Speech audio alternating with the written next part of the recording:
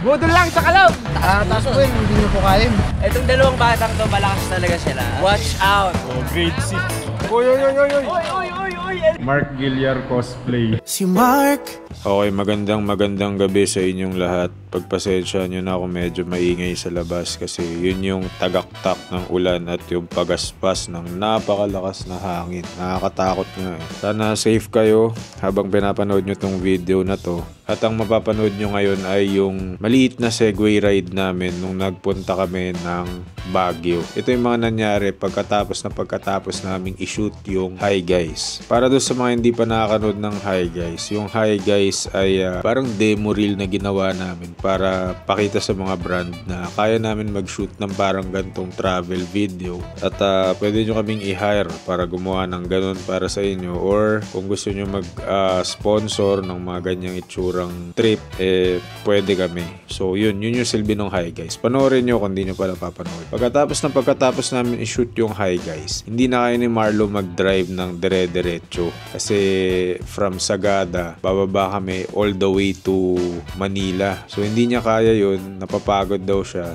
Kaya ang ginawa namin, nagpahinga kami sa Baguio. Doon kami nag-check-in ng isang gabi. Tapos habang nandun na rin para masulit din yung araw, naisip namin na mag-bike muna. Tapos i-explore kung ano meron yung Baguio after mag-lift ng lockdown para sa mga turista. Budol lang sa kalaw! Medyo luma na rin tong video na to pero naisip ko kailangan ko i-upload. Kasi ang tagal na rin nasa hard drive ko nito eh. Kaya ito, panoorin niyo yung mga nangyari. Dito kami ngayon sa Baguio kasi magbabike daw kami sa Lion's Head. Ito yung mga kasama ulit namin. Mga sponsored by Budol Body. Ang super relevant na si First Bike Ride. Kaya tara, let's go. Tara na, bike na tayo. Bike na tayo sa Baguio.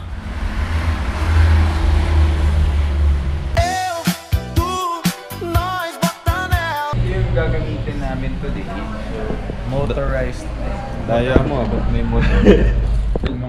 Do not touch, ano ka ba? Kukunin muna namin yung bike na nandun sa basement kasi doon nakasampa lahat ng bike namin dito. Hindi ka nag-bike all the way here? Hindi. Yuck! Paano tayo pagpubuksan dito? Tao po! Nakapark po kami dito sa... Mayroon po. ang galing. Dahil sponsor tayo ng Aztec Philippines, tayo ay mag-construction work. Tara na! Ito bago namin building para sa Tyson Michaels Corporation.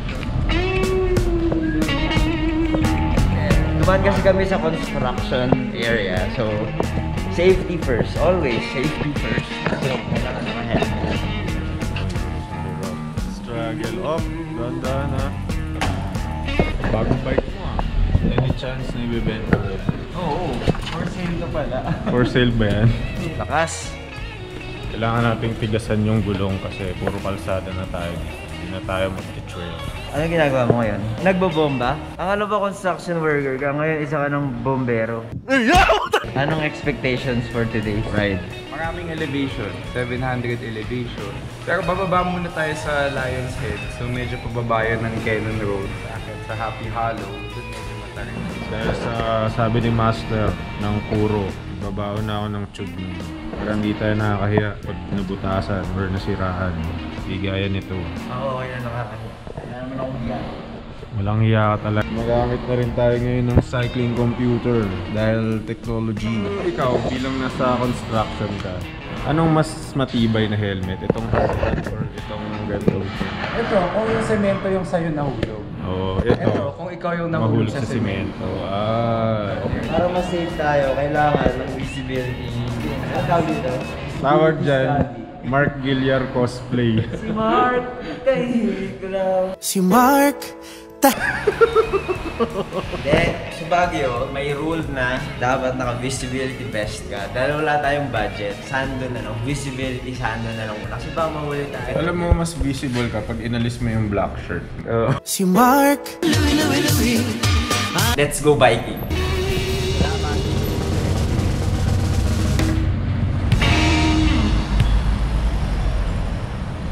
Pagod na ako kagad. Bakit? Di ba trained ka ng Sagada? Dito ka nakataran, malakas ka agad eh. No? Taas? Ito pa lang. Yun ba yung dulo? Oo. Hanggang ano lang Pero yan. aakit pa tayo pabalik. Pababa yan. Kahit pala lokal, nagtutulak dito kasi mahirap pa rin talaga.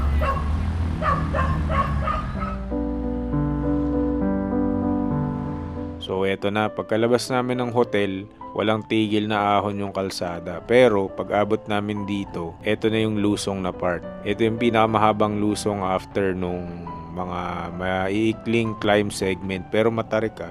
Tapos nagpahinga kami dito sa merong parang PUBG na crate. Malayo nung nilusong namin, kaya nagdadalawang isip na kami ngayon kung tutuloy pa ba kami kasi 1 o'clock yung check out namin eh. Si Mark! Tahimik lang. Papatayuan ko doon ng highway. Walang pake sa bike lane. Paano mo kausapin ng ibon? Ganito. Hindi mo siya nag-reply. After nung konting break, lumusong ulit kami. Pababa na kami dito sa tinatawag nilang Lion's Head. So, ang sarap babay nung lugar na to kasi, ayun o, dire-diretso lang tapos ang sarap nung hangin dito sa Baguio. Pero, kahit na bumababa ka, meron pa rin konting anxiety mararamdaman dahil kailangan mo akyatin to pag pauwi ka na eh. Medyo kinakabahan na rin ako dahil feeling ko mahirapan ako dito.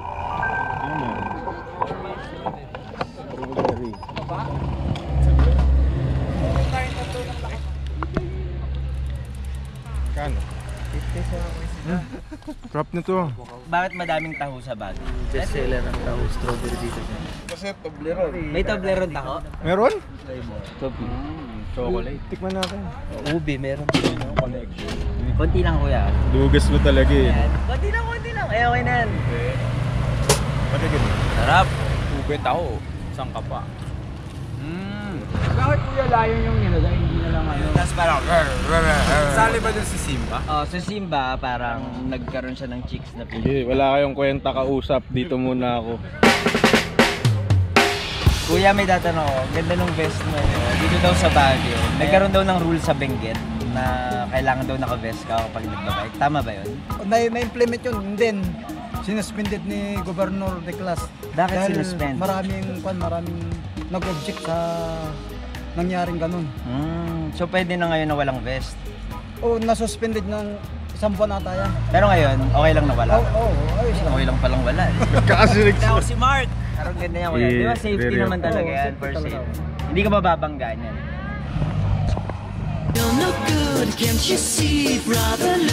So itong Lionhead pala, 40 feet siya na sculpture na gawa sa limestone. Tapos natapos siya noong 1970. Ang dami mong alam ah. Isa sa mga national products ng Baguio City ay ang Minion. No. Papoy. Sa Baguio lang to nabibili. Only in the Philippines. Init dito, grabe lang. Hanggang sa yan na nga, meron kaming na-meet na mga kapwa namin siklista. Papakilala namin sila sa inyo. Jericho, James, Sir Bird. Sige, aakit din kayo. Ayun, may bago tayong Ay, ano. sa may Loacan. Ayun, dun din kami dadaan pa ahon eh. Madali lang ba yun? Hindi ko. Kailangan ba naka-cleats kami? Yan ba naka-jerseys? Basta ito yung trangko natin mamaya, mabilis yan. Wala. Ito sikat to. Hindi ako sigat. Follow nyo. Yan. Picture nyo na. Ito. Budol body. Ito. Magaan po ito. Ingat ha. Wala na yung bike ko guys. Isang bata na naman ang napaligayan. Ito na ang pagsisisi. Matapos lahat ng lusong. Sorry, mabagal lang kami. Okay lang po. Sabihin mo nga ulit. Budol lang sa kalam. Sigaw ka. Budol lang sa kalam. Makapulin mo yun.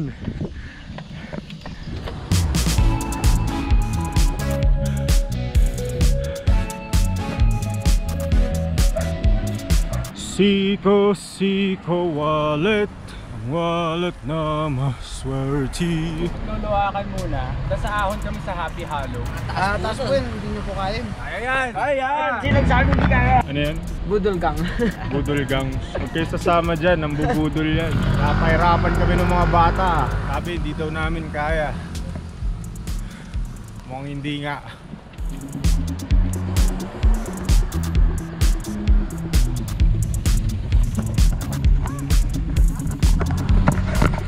bata talaga eh, no? Malayo pa. Ito na airport eh. Tara, pumunta na tayo sa airport. Lilipad na. Fly high, butterfly.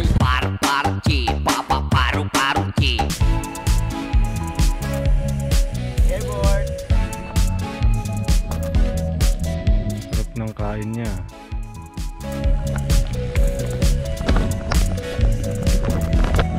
Saan na papunta to? Naligaw na tayo. May labasan yan? Okay, salamat.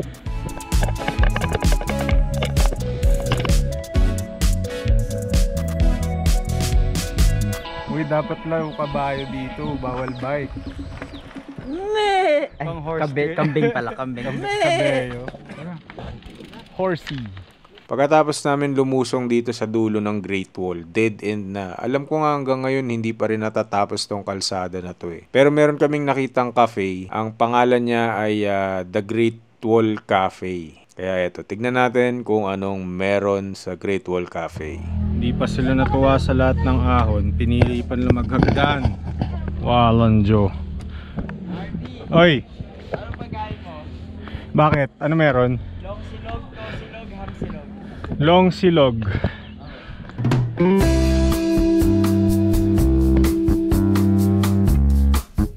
Ayan, solid yung pwesto nila. Aakyat ka ng hagdan pero sulit naman dahil meron ka makikitang napakagandang view. Kaya nyo pa? Kaya pa po. Kaya pa. Kaya gutom lang ako, so gusto ko ng pagkain tsaka kape. Bango ah. Bango. Ito na ba? Wow na. Nagaw mo yung kape ng ibang tao ah. Yung kape mo. Ito, ano to? Luto na to? Ah! Pwede na to. Magkano to? No, may isa. Talaga. May isa. Paikutin mo. Alam mo ba yun? Paikutin. Yung pag inikot mo, Yan. Tapos Ang bilis pag tinap ikot mo. niya, ibig sabihin mo. hindi, Boiled pag na. inikot mo, tas tinap mo, tas pinitaw mo uli. Kung umiikot uli, ibig sabihin yung fluid umiikot pa. Pag nag-stop siya, solid na yung loob. Alam ko pag mabilis yung ikot, buo. Uy, mas matapang yung kape dito. Talaga? Oo. Kaya kang ipaglaban. Porno yun, sobrang gisgis na yun. Pagpasensyahan nyo na to. Funny kasi she. Ilan taon na ba kayo? 16. 12? 12 ko pa lang. Di pa nga marunong tumawid ng kalsada nun eh. Nasaya na merong cafe dito na on top of the view sa gitna ng Great Wall sa Baguio City. Great Wall of Baguio ah, hindi Great Wall of China. Hindi pa tayo nabibili ng China. Hindi tayo papayag dyan. Kala ko sasabihin mo, hindi pa tayo na-sponsoran para pumunta ng China. Una na kami. Bye-bye. Marty, parang gusto mo magpagupit, no? Dito ka sa... Ay, ganda oh, Kalbo Salon. Ayun o, solid. Solid.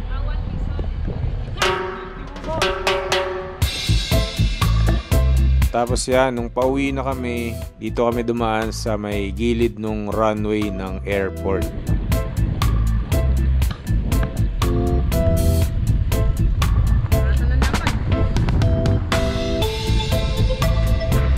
Oh God, oh man. Ano, FX na? Sabihin mo lang pag FX na. Ano, saan tingin mo? FX na? Ano, FX na? Ako kanina pa. Tatagaan ko lang kayo. Hello po! Actually, hindi ko alam kung saan kami pupunta. Pero, umaahon lang kami. Tapos, check out na namin in 30 minutes. So, hindi namin alam kung makapag-check out pa kami or mag-extend kami ng stay. Let's see! Nadaanan pala namin ngayon yung Happy Hollow. Maganda yung view pero matarik daw yung mga ahon. Sabi nung dalawang bata, mahirap daw. Taas po yun, hindi nyo po kaya. So dito tayo dadaan. Pero yung sa pinakamakunat na ahon dito sa Baguio. Mas makunat pa sa ninong mo tuwing Pasko. O mga tropa, ayaw niya na. Hindi na lang. It's adventure time! James, bakit ganyan yung mataas yung upuan mo, saddle, cleats? Anong dahilan? Kanina sinabi mo na sa amin eh. Ha? Yung para sa? Pang-chicks! Pang-chicks! Grabe, di ko alam yun ha. Para makita yung para makita na tangkad. matangkad. Ayan, ahon, ahon, ahon! Pogi. Itong dalawang batang to, malakas talaga sila. Watch out! James and Jericho! Oh, grade 6. Oy, oy, oy, oy, oy! Oy! Bagsak! Ano mangyayari sa pambato natin dito? Laban na Kuya Ferdy, let's do this! Okay, bahala kayo sa buhay nyo.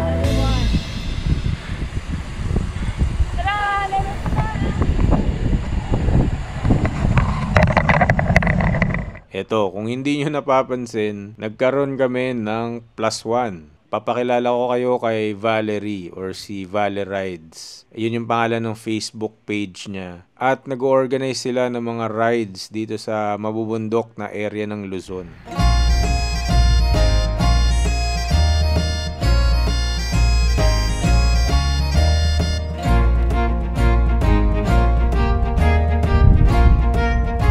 Dati nag-invite siya ng Baguio to Sagada ride. Sumama kami noon nila Chris at ni Marlo. Ayan, nagbike kami from Baguio to Sagada. Pero hinati siya sa 2 araw. Natulog kami dito sa may Atok ba to? Dito merong tindahan doon sa lugar na yan. Kakilala ni Valerie yung may-ari. Diyan kami nagstay ng isang gabi. Naglatag kami ng mga tent namin. Tapos kinabukasan, pumadyak na kami ng Pasagada. Solid yan yung mga ganyang paride nito ni Val. Kung interesado kayo sumali, follow nyo siya sa kanyang Facebook page at ewan ko, message na rin siguro siya. Kasi alam ko parang every 3 months umuwi siya ng Baguio. Tapos naghahanap siya ng mga gustong sumabay doon sa ride na ginagawa niya. Kasi masaya yun, promise masaya. Hindi ko alam kung saan to eh. Pero ang ganda. Ito, nag-harvest sila ng gulay.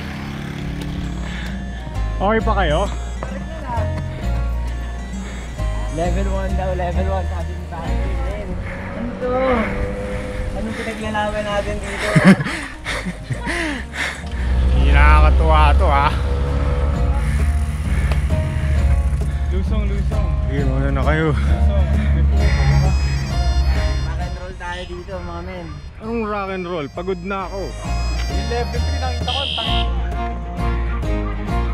Etong tinatawag nilang Happy Hollow na lugar, meron siyang level. Parang sinegment siya, ayon kay Valerie. Parang ginawa niya, hinati-hati niya yung lugar ng level 1, level 2, level 3, ganyan. Para meron kaming idea kung ano na yung na-accomplish namin doon sa kabuuang ruta ng Happy Hollow. Para hindi kami parang bike lang ng bike, hindi namin maintindihan kung matatapos na ba or may progress ba yung padjak namin. Tapos nag-break kami dito sa tindahan na merong maliit na ukay-ukay. Ayan, nag-shopping sila kasi gusto nila i-reward yung mga sarili nila pagkatapos nilang maakyat yung maiksing segment pa lang na itong Happy Hollow. Ikaw, ano yan? Ube, favorite ko to nung bata ako eh. Grabe yung nagawa nung ahon sa inyo, no? Kung ano na pinagbibili niyo. Ang plato. Hawis pa. Ay, bagay, pwede nang pang lalaki yan, Nen. Bagay yan doon sa Chris King. Kailan mo na, 20 lang. Sige, 20 lang. Merienda muna kami. Dito na kami matutulog. Mataas pa daw eh. Mahirap talaga yung ruta na to. Dapat di na kami dito dumaan. Pero, trinay kong tapusin na hindi tumutukod. So, padjak lang ng padjak. Kaya nagtatahi na ako ng kalsada. Pero wala, kung wala kang ensayo, hindi mo talaga kaya. Tuloy mo yan! Grabe yun oh. Tapusin mo ha? Kaya mo? Nego, tatry ko. Ba't ba may mga gantong kalsada? Hindi naman nagugulungan to eh. Talagang pinipilit mo eh. Uy! Ikaw, maangat nga eh. Meron pa, there's more. But wait! There's still more! If you call within the next 3 hours, you will walk this ahon absolutely free. Wala talaga akong skills sa ganito kaya magpapatawa na lang ako. Ito, para makita nyo kung gaano katarik yung kalsada. Lalo na yung mga siko-siko na part na yan yung mga ganyang kurbada. Matarik yan kasi tignan nyo kahit mga sasakyan, hirap na hirap iahon. Pati L300, hirap na hirap.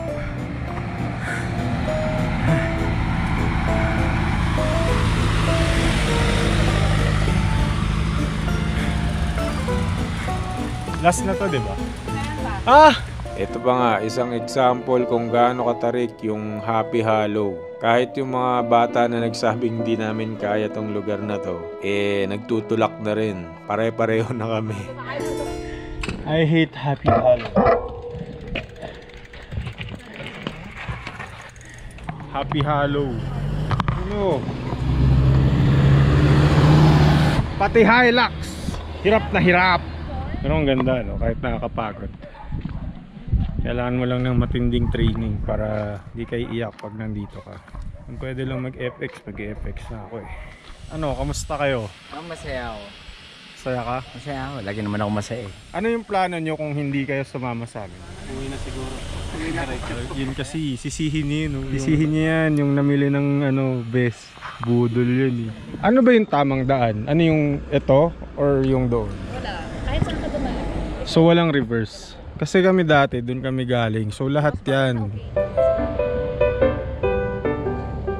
Pagtapos nung kalsada ng Happy Hollow, hindi ko alam na dito pala yung labas niyan sa may Camp John Hay. Ayan yung entrada ng Camp John Hay. Tapos nung siguro pagod na rin kaming lahat. Yung mga kasama namin, yung mga na-meet naming mga bata, sabi nila uwi na rin daw sila. Kasi kami, di rin namin alam. Gusto namin magpahinga na nung time na yan eh. Kaya okay lang, sige bounce na tayo. Tama na yung mga ride ngayong araw na to. Uy, salamat Tatag ko kayo sa video. Kuya, thank you. Alis na daw sila. Hiwalay na tayo. Maraming salamat po. Okay, bye-bye. Salamat nag-enjoy kami kasi. Uy, salamat. Huwag daw natin silang kakalimutan pag sumikat tayo. Add po kami Kamusta yung ride mo? Sobrang daming tulak. Huhulihin na ako ng PDEA. Marami pang nangyari nung araw na yan. Tinur pa kami ni Valerie sa ukay-ukay ng Baguio. Kung saan daw yung may pinakamarami at pinakamurang mga ukay-ukay na alam niya. Tapos nagkape rin kami sa Hot Cat. So kung interesado kayo doon sa mga nangyari sa second leg nung video na to, ayan, mapapanood nyo yan soon. Or kung na-upload na, click nyo lang yung related video. Andito yan sa dulo ng episode na to. Shoutout nga pala kay Manoy. Ayan. Live fast, die last. Naka-long sleeve ako ngayon kasi sabi ko maginaw naman. Minsan ko lang masuot to kasi alam nyo naman na mainit ang klima dito sa Pilipinas. Pero ngayong maginaw, meron akong karapatan magsuot ng long sleeve. Kaya ayan nga oh. Kuha kayo sa kanya kung interesado kayo. Yung design niyan ay Fixed Gear versus Everybody. Ayun, kita-kita ulit sa susunod na video. Salamat. Fixed Gear versus